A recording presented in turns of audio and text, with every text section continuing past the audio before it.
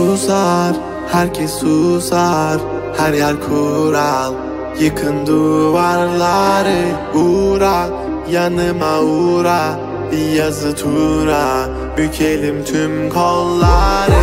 Koy koy yeni bir kart, onu da geçeyim iyi bir fark. Zoruna gidenin dili kurak, kapalı kapıya çeneni tak. Boş ver geri topla, verdiğin değerin dili olsa. Kalbimi vurmuş gidiyorsan, acı diliyorsan edebiliyorsan. Kızgın güllerin üstüne düşmüş dolunayım ben. Soldum bir kere geriye dönersem yok olayım ben. Koştum bir firara, beni ölmezsem yine ara. Kara kış gibiyim sobalara, bizi doldursun odalara. Kızgın güllerin üstüne düşmüş dolunayım ben.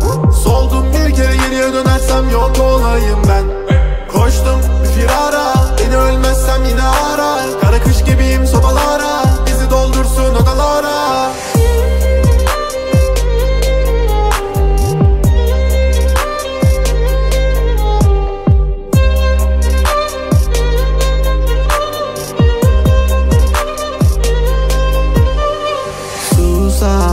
Herkes susar, her yer kural.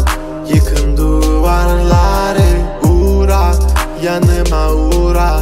Bir yazı tura, bükelim tüm kolları.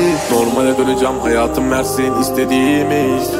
Zorlama düşerim, şeytan duymasın dinlediğimi. Koy baba gitsin fırlavan, zorlama kadere trip atma.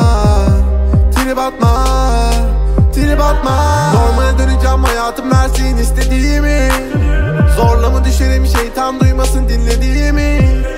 Koy baba gitsin fırlavan, zorlama kadere trip atma.